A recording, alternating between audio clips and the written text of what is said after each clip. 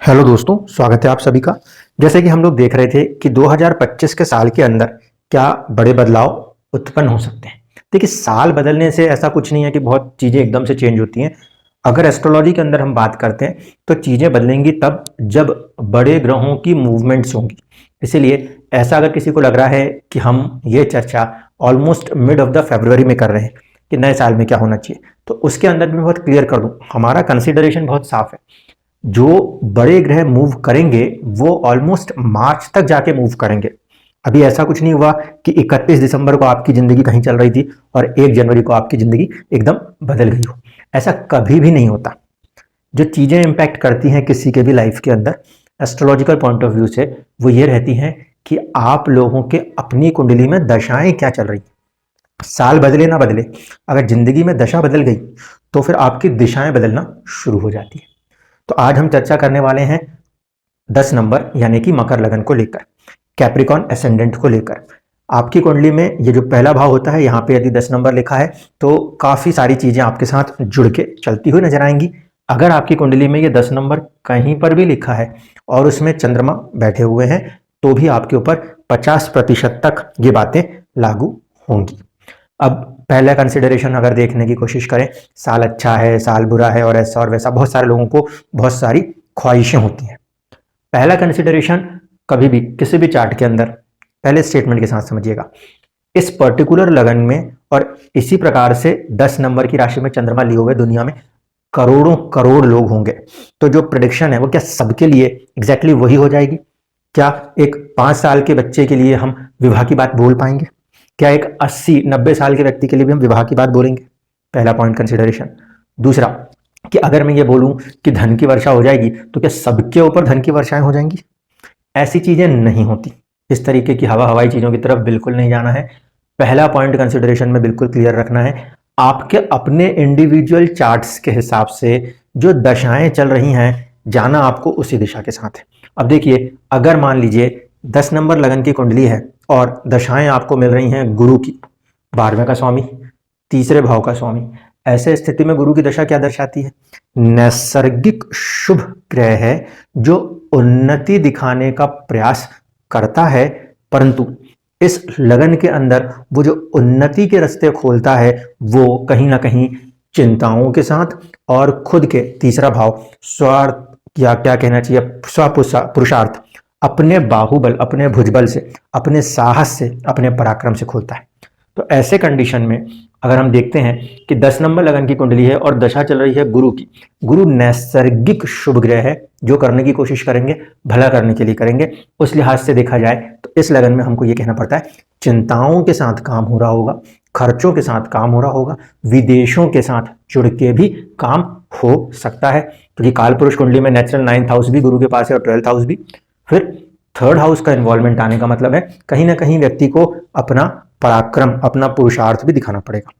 तो अब समय गोचर इधर उधर कुछ भी होता रहे, कुछ चीजें तो फिक्स जाएंगी। इसी प्रकार से अगर व्यक्ति की सूर्य की महादशा चल रही है, ऐसे स्थिति में इस लगन के अंदर चुनौतियां आएंगी।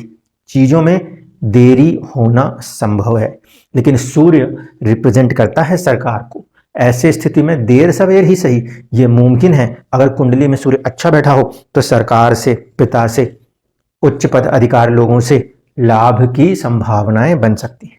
तो दशाओं को ध्यान से समझते हुए ही आगे बढ़ना पड़ेगा। दशाओं को लेके बहुत विस्तृत चर्चाएं पुराने वीडियोस में की जा चुकी थी।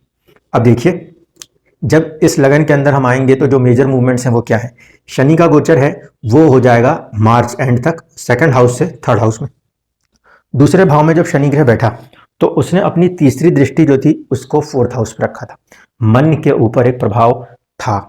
दूसरी चीज, शनि जब बैठा हुआ था आपके 2nd हाउस में तो 10वीं दृष्टि आपके 11th हाउस पे थी, गेन्स के भाव पर थी। ऐसे स्थिति में जो इनकम थी आपकी, गेन्स थे आपके, लाभ थे आपके, उसके ऊपर भी कहीं ना कहीं थोड़ी सी चुनौतियां जरूर थी। भले शनि लग्नेश है, लेकिन जहां जहां उसकी दृष्टियां पड़ती हैं वहां वहां की चीजों में थोड़ा सा, एक प्रकार से कहा जाता है, कमी होना, वहां पे थोड़ा सा स्ट्रगल होना, ऐसा माना जाता है। तो सबसे पहला पॉजिटिव एस्पेक्ट जो इस ट्रांजिट के बाद होगा, यानी कि आपको अगर शनि की दशा चल रही है और उसके बाद आपका अप्रैल का पीरियड क्रॉस होता है, मार्च में मूवमेंट है, ट्रांजिट है, एकदम से रिजल्ट आ जाए मुश्किल से 5% लोगों के साथ होता है। जब वो 1-1.5 महीने आगे बढ़ जाएगा, धीरे धीरे करके उसके रिजल्ट्स मिलने शुरू होते हैं, क्योंकि 2.5 साल तक उन्हें एक राशि में रहना होता है। ऐसे स्थिति में जब शनि का गोचर होगा सेकंड हाउस से थर्ड हाउस की तरफ, तो ये कहीं ना कहीं आर्थिक उन्नति में सहायक होगा, पहला पॉइंट। दूसरा पॉइंट, जो ये मन का भाव था, इसके ऊपर तीसरी दृष्टि जो काफी हद तक एक तरह से कहीं ना कहीं बेचैन किए हुए थी मन को, वहां से राहत मिलती हुई नजर आएगी। तो मैं ये मान के चलता हूं कि ये कहीं ना कहीं 60 से 70% तक अच्छी स्थिति है कि शनि का यहाँ से मूवमेंट हो, और शनि का मूवमेंट होगा तो जाके एक प्रकार से आर्थिक लाभ, मित्र के साथ जुड़ के आगे बढ़ने की स्थितियां, बड़े भाई बहनों के साथ संबंध, इन चीज़ों में पॉजिटिविटी देखने को मिलेगी।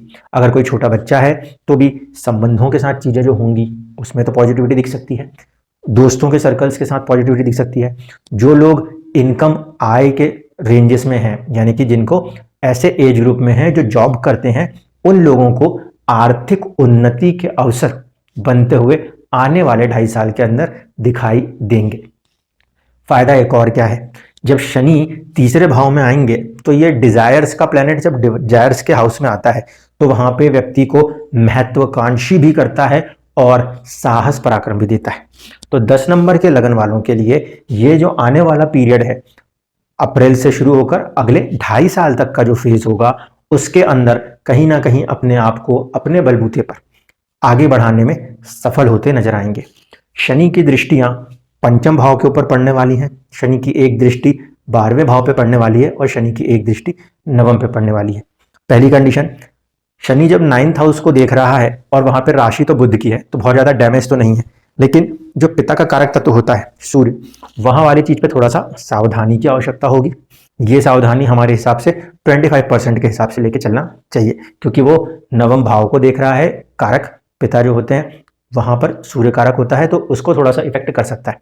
फादर की हेल्थ को लेकर थोड़ा सा केयरफुल बनना पड़ेगा। भाग्य और उच्च शिक्षा 9th हाउस, इनके ऊपर अच्छी खासी मेहनत करके, क्योंकि भाग्य से ज्यादा शनि कर्म प्रधान ग्रह है, ऐसे स्थिति में अपने साहस, अपने बाहुबल, अपने भुजबल के भरोसे में 10 नंबर लगन के लोग जो एफर्ट्स करते नजर आएंगे, वो मटेरियलाइज होता हुआ नजर आएगा उनको किस्मत के रूप में। जहां से शनि की जो दृष्टि पड़ेगी 12th हाउस के ऊपर, तो बेफिजूल के खर्चे और जो चिंताएं जीवन में चली आ रही हैं, उसमें कहीं ना कहीं कमी होती नजर आएगी। पंचम के ऊपर जो इसकी दृष्टि पड़ेगी, क्योंकि ये फर्स्ट हाउस लॉर्ड होता है, तो फर्स्ट हाउस लॉर्ड होने के कारण उसमें भी एक क्रिएटिविटी ऐड करेगा। चुनौती क्या होगी, संतान और प्रेम संबंधों में थोड़ा सा दूरियां ला सकता है, क्योंकि अलगाववादी ग्रहों में से एक ग्रह माने जाते हैं। तो उस लिहाज से देखा जाए तो थोड़ा सा कुछ लाइफ ऐसे बिजी हो सकती है कि संतान और प्रेम संबंधों से थोड़ी दूरी बन जाए, लेकिन पर्सनल ग्रोथ के लिहाज से अपने बाहुबल पे अपने आप को साहसिक रूप में अगर कोई देख पाएंगे, तो इस लगन के लोग अगले 2.5 साल में इस स्थिति में आते हुए नजर आएंगे, जो कि एक बहुत ही प्लस पॉइंट है। जीवन में अगर एक सही आयु खंड पे ऐसी स्थितियां उत्पन्न हो रही हैं, तो उन्नति के नए अवसर प्रदान हो जाएंगे। अगर दशा में बुध की दशा चल रही होगी तो कुछ स्ट्रगल तो चल रहा होगा, लेकिन फिर राइज होगा। अगर दशा शनि की चल रही होगी तो शनि थोड़ा सा दुख तो देता है, लेकिन फिर भी पर्सनल राइज होगा। अगर दशा चंद्रमा की चल रही होगी तो थोड़ी सी चुनौतियां जरूर होंगी जीवन में, इससे इनकार नहीं कर सकते, लेकिन बावजूद उसके किसी भी प्रकार के कम्युनिकेशन वाली चीजों में पहले चीजें थोड़ी स्लो पड़ेंगी, शनि के प्रभाव में आएंगी और बाद में आपके पक्ष में काम करती हुई नजर आएंगी। कोर्ट कचहरी जैसे मामले अगर हो रहे हैं तो उनके अंदर भी कहीं ना कहीं आपके पक्ष में चीजें बनती हुई नजर आ सकती हैं।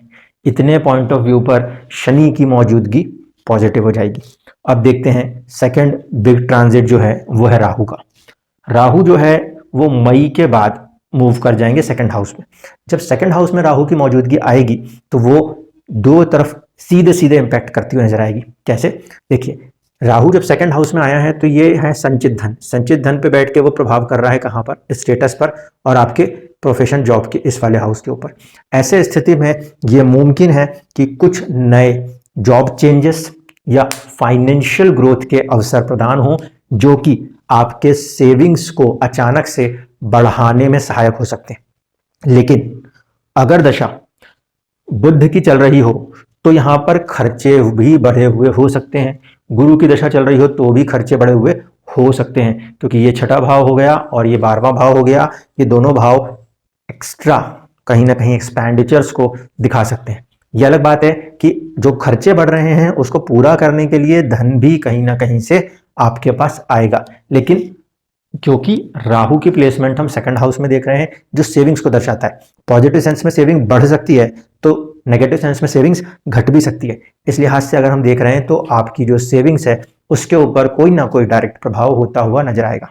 जो लोग भी मैरिज लाइफ के अंदर हैं और 10 नंबर को बिलोंग करते हैं उनको थोड़ा सा सावधान होना है, क्योंकि केतु की मौजूदगी अष्टम भाव में आ रही है जिसे ससुराल पक्ष कहते हैं। तो वहां से थोड़ा अलगाव की स्थितियां उत्पन्न होती हुई नजर आए।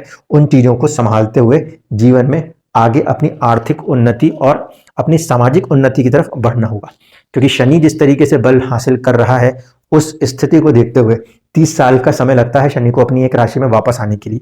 तो 30 साल तक वेट करना बेवकूफ़ी कहलाएगी। इसलिए बेफिजूल की चीज़ों में अपने आप को उलझा के अपनी ऊर्जाओं को बर्बाद करने से बेहतर है कि यहाँ पर अपने आप को कंस्ट्रक्टिवली क्रिएट किया जाए। यहाँ पे बैठा हुआ राहु शुक्र की राशि के ऊपर जब दृष्टि देगा तो आपके जीवन में आपके स्टेटस को बढ़ाने के लिए कहीं ना कहीं एक पॉजिटिव हिंट और इंडिकेशन देता हुआ नजर आता है। तो दोनों बड़े ट्रांजिट्स जो हैं वो 10 नंबर यानी मकर लगन के ऊपर अपना एक लंबा और पॉजिटिव रिजल्ट देने की कोशिश करते नजर आते हैं। अब तीसरा गोचर जो हो रहा है वो होगा आपका गुरु का गोचर। ये भी मई जून के बीच में होगा और गुरु का गोचर जो है वो पंचम भाव से छठे भाव में एंट्री करेंगे। गुरु इस लगन कुंडली में एक तो 12वें और दूसरे तीसरे भाव के स्वामी है। पहले 12वें भाव का स्वामी है और फिर तीसरे भाव का स्वामी है। ऐसे स्थिति में वो कोई अत्यधिक शुभ नहीं कहा जाता इस लगन के अंदर। नैसर्गिक शुभ जरूर है, लेकिन इस लगन के अंदर कोई वो अत्यधिक शुभ फलदायी नहीं कहे जाते। ऐसे स्थिति में जब कोई ग्रह जो 6, 8, 12 का स्वामी हो या 3 का भी स्वामी हो जाए तो उसकी मौजूदगी छठे घर में हो, 8वें घर में हो या 12वें घर में हो, वो कई बार जीवन में विपरीत राजयोग जैसी परिस्थितियां उत्पन्न कर सकता है। बट विपरीत राजयोग की परिस्थिति उत्पन्न होने में भी आपको जो रिजल्ट्स मिलने हैं वो आपके नेटल चार्ट के अंदर बने हुए योग को ध्यान में रख के मिलेंगे। उस समय अवधि में गुरु अगर पीड़ित और प्रभावित होता भी है तो वो फल तो अच्छे करेगा, लेकिन कितनी इंटेंसिटी तक कर पाएगा ये आपके इंडिविजुअल डिविजनल चार्ट पर डिपेंड कर रहा होगा, क्योंकि गुरु को कितना बल आपकी कुंडलियों में प्राप्त हुआ है आपके जन्म के समय वो सबके साथ अलग अलग रहने वाला है। तो इस दृष्टि से अगर देखा जाए गुरु का गोचर जब छठे भाव में होगा ये पॉजिटिव कंस्ट्रक्टिव रोल दिखाता हुआ नजर आएगा आपके जीवन में, आपके स्टेटस को राइज कराने में, आपके घर के अंदर की चीजों में। हो सकता है कि कुछ नए लोगों को घर के अंदर ऐड करने की कोशिश करे, मैरिज हो सकती है, चाइल्ड बर्थ हो सकता है, किसी के साथ अटैचमेंट्स हो सकते हैं। इन चीजों की कोशिश गुरु करेगा, लेकिन फिर भी शनि की दृष्टि जब आपके पंचम भाव पर होगी तो प्रेम संबंधों में थोड़ी सी दूरी बनते हुए जीवन में विकास के एक ज्यादा बड़े आयाम देखने को मिल सकते हैं। दोनों पॉइंट्स को ध्यान रखना है। शनि की दृष्टि भी है और फिर गुरु के एस्पेक्ट्स भी हैं।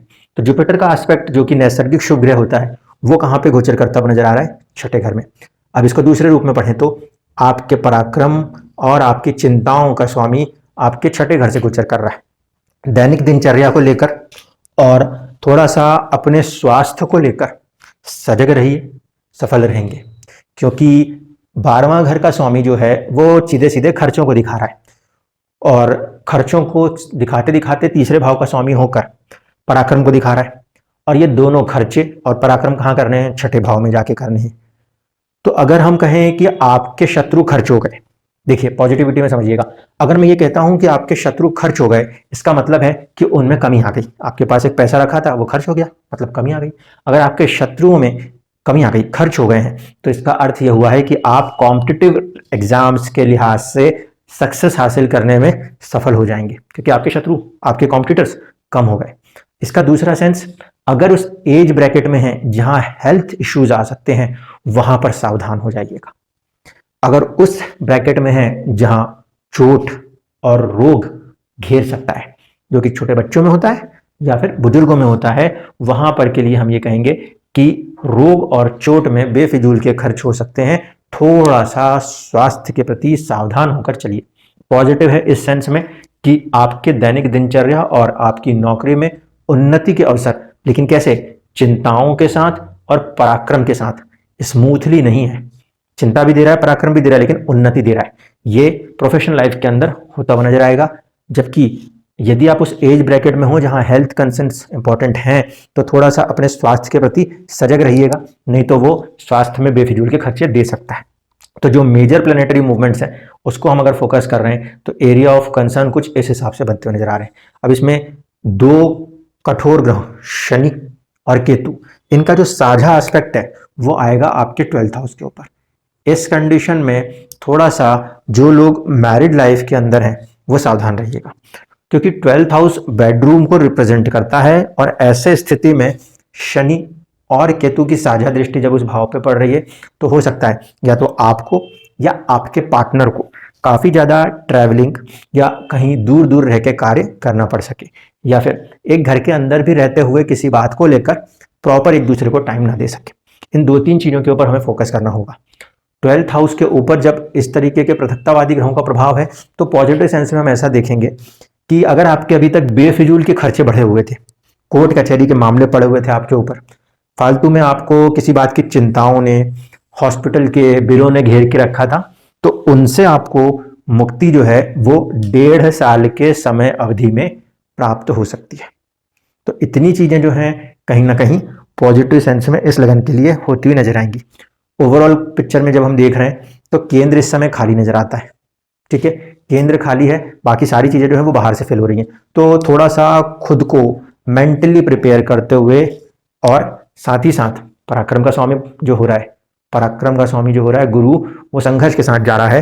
तो इसका मतलब है अपने पराक्रम से कुछ समय की स्थिति के लिए संघर्ष को एक्सेप्ट करते हुए अगर आगे बढ़ते हैं तो कंसिस्टेंट वर्कर शनि धीरे धीरे बट लगातार काम करने की स्थिति अगर उसको मेंटेन करते हैं तो इवन दो कुछ चैलेंजेस आएंगे, कुछ चुनौतियां आएंगी, बट एट द लास्ट आपको एक ग्रेट सक्सेस बनती हुई नजर आएंगी, क्योंकि इस पर्टिकुलर लगन में शनि के दोस्त राहु हो गए, शुक्र हो गए, बुध हो गए, ये सारे ग्रह स्टेटस को ग्रोथ करने में सफल होंगे। शनि से शत्रु कौन हो जाता है? तो सिर्फ यहाँ पे सूर्य को हम कंसीडर करते हैं। मंगल भी यहाँ पे कोई इतना नेगेटिव सेंस रोल नहीं देता, इसीलिए यहाँ पे इतना कोई नेगेटिव होने वाले चांसेस कम है। तो मेरे हिसाब से 80% पॉजिटिविटी के साथ ये लगन 2025 से 2027 तक अपने लिए अपना एक नया दिशा और अपने जीवन की एक नई ऊर्जा के साथ काम करते हुए खुद की पर्सनालिटी को एक्सट्रीम हायर लेवल्स पे ले जाने की काबिलियत रखता है। फिर से वही बात दोहरा रहा हूं, दशाओं पे जरूर ध्यान रखना पड़ेगा।